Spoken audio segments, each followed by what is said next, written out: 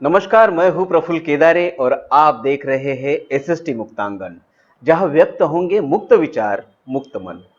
दोस्तों, हमारी संस्कृति में मरणोत्तर, इंसान के मरणोत्तर उसका अंतिम संस्कार, उसका अस्थि विसर्जन गंगा में होना पवित्र माना जाता है, मोक्ष का मार्ग माना जाता है। लेकिन ऐसे लोग क्या करें जो अपने मरणोत्तर, जो बेवारस है, अनाथ है, किसी अपघातों में उनकी मृत्यु हुई है, उनके परिजन नहीं है, क्या उन्हें मोक्ष मिलेगा नहीं? क्या उनकी अस्थियों का विसर्जन गंगा में प्रवाहित होगा नहीं? होगा। उल्लासनगर में दीपक वलेचा मानवता की एक ऐसी मिसाल है जो ऐसे बेवारस लाशों का वो अंतिम संस्कार खुद के खर्चे से करते हैं। जी हाँ दोस्तों, आज के हमारे एसएसटी मुक्तांगन के अतिथि है समाज सेवक, मानवता की मिसाल दीपक वलेचा। आइए देखते हैं उनके इस पुण्य कर्म की कुछ झलकियां। अपने पिताजी के इलाज के लिए आपके पास पैसे नहीं थे। उनके अंतिम संस्कार और अस्थि विसर्जन के लिए भी आपको कर्जा लेना पड़ा। इस बात ने आपके दिल में घर बना लिया। जिस आर्थिक विपदा से आपको सामना करना पड़ा, वह किसी और को ना करना पड़े, इसलिए आपने अपना जीवन समर्पित कर दिया है।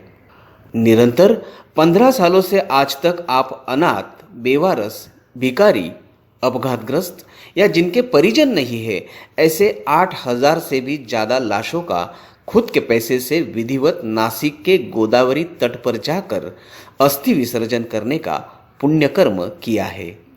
आप उल्लासनगर महानगर पालिका में एक मामूली मिस्त्री के पद पर नियुक्त है। फिर भी आप अपने वेतन से तो कभी प्रोविडेंट फंड या कभी पतपेढ़ी से कर्जा निकालकर इस कार्य के लिए खर्चा जुटा लेते हो। इतना ही नहीं, आपकी पत्नी भी सिलाई के काम से मिलने वाली राशि को इसी नेक काम में लगा रही है। उल्लासनगर की 4 शमशान भूमियों में आपने ऐसे बेवारस लाशों को अस्थियां इकट्ठा करने के लिए पोस्टर लगवाए हैं। आप यह अस्थियां विधिवत विसर्जन करके उन मृतात्माओं के मोक्ष प्राप्ति में सहायता कर रहे हो। आपके इस सत्कर्म के लिए आपको प्रसार माध्यम, कई सामाजिक संस्थाएं, प्रशासन, आमदार, सांसद, इन्होंने भी सम्मानित किया है। आज समाज के लिए आप एक मानवता की मिसाल बन गए हो। आपके इस पुण्य कर्म को एसएसटी मुक्तांगन का दिल से सलाम। जी हाँ, आज के एसएसटी मुक्तांगन के अतिथि वक्ता है दीपक कलावती प्रभुदास वलेचा। उल्लासनगर महानगर पालिका के हमारे कर्मचारी दीपक वलेचा जी, इनका कार्य सराहनीय है। खास करके जो बेवारस बॉडियाँ रहती है, उनका वो अंत्य संस्कार वो अपने खुद के खर्चे से करवाते हैं। हिंदू धर्म के मान्यता के अनुसार जिसका अस्थि का विसर्जन नहीं होता है, तो वो आदमी स्वर्ग में नहीं जाता है। तो ऐसा महान कार्य हमारे दीपक वलेचा जी कितने सालों से, 15 या 20 सालों से कर रहे हैं। उन्होंने लगभग मेरे ख्याल से 8,000 बॉडी का उन्होंने अस्थियों का विसर्जन किया है और उनकी विधिवत पूजा करके उनका धर्म के अनुसार वो काम कर रहे हैं। तो मेरी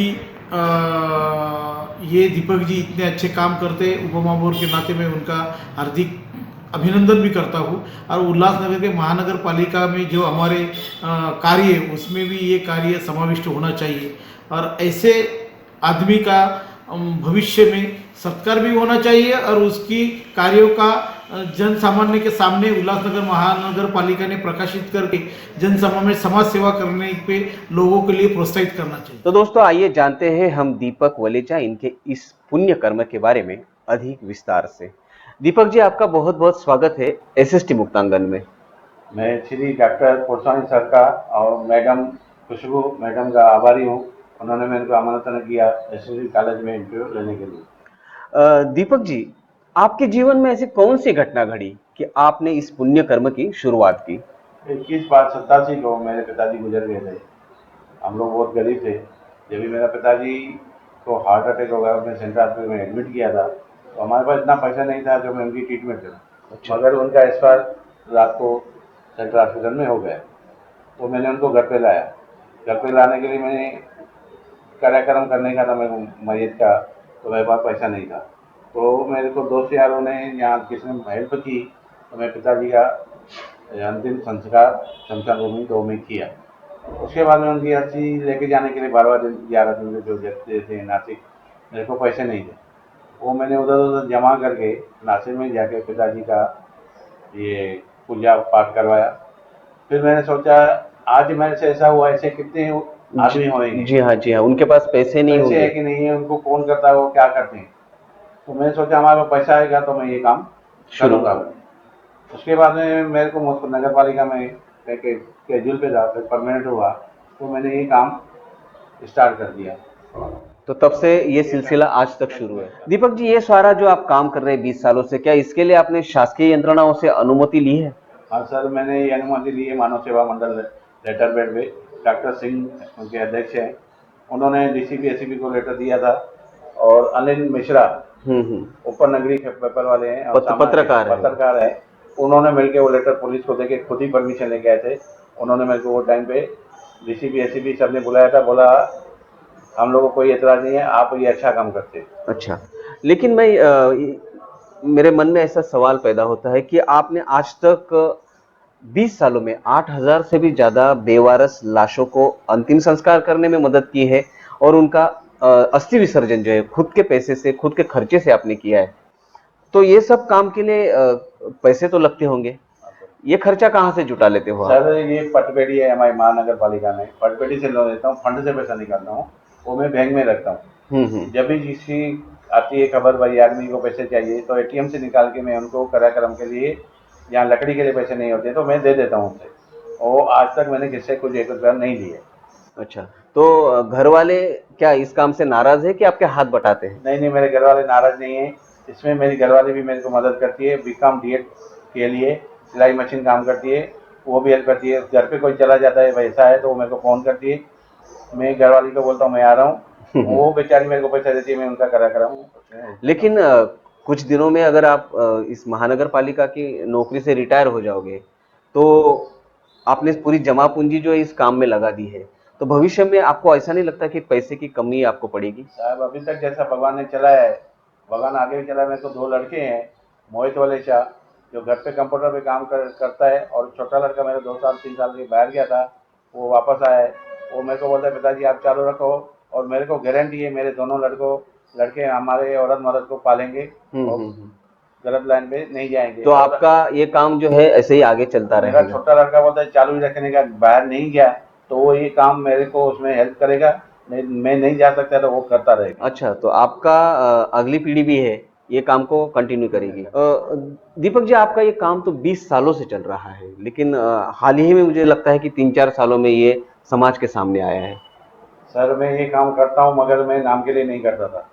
तो इस बीच में मेरे को घनश्याम भटिया सर मिले, पेपर हाँ, जो अभी हाल ही में उनका देहांत हुआ है, जो उल्लासनगर का इतिहास संकलित करने का काम करते वो थे। बेचारे मेरे साथ छुट्टी के दिन एक एक झोपड़पट्टी घूमते थे, कोई 1 से 5 नंबर तक। तो बोलते थे इतने गरीब लोग है, ये है, या उधर कुछ होता था तो साथ में मेरे चलते थे।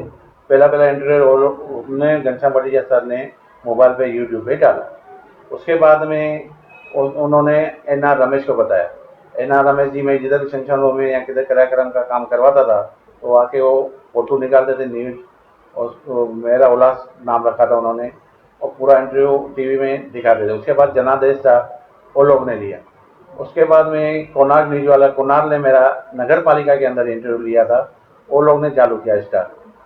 बाद में मैंने क्या आइडिया लगाया, स्टिकर लगा दिया सक्षम सर्वभूमि में, और जितने भी ट्रस्टी हैं सबसे मीटिंग लेके बोल दिया कोई अर्थियाँ नहीं लेके जाते नासिक, ऐसा कोई गरीब आदमी आता है आप मेरे को फ़ोन कीजिए।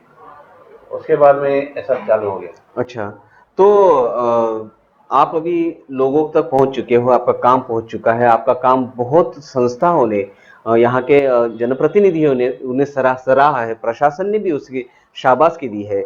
लेकिन आप अभी जिस तरह से आप कहते हैं कि शमशान भूमि की तरफ भी आपका ध्यान रहता है, आपने कुछ दिनों से डीजल शवदाहिनी जो है उसकी मांग की, उसका अभी तक स्टेटस क्या है उसका? सर मैं महापौर, उप महापौर, कमिश्नर और खासदार से मुलाकात किए।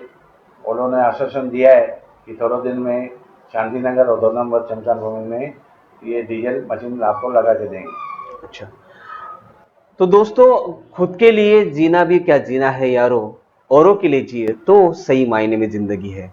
दीपक वलेचा इनके जीवन के पुण्य कर्मों का कार्यालेख यही बताता है। जो छोटी सी शुरुआत उन्होंने की थी, आज 20 साल हो गए। हो सकता है उनकी अगली नस्ल इसको बरकरार रखे और आने वाले समय में कुछ लोग इस कार्य में जुड़ जाए।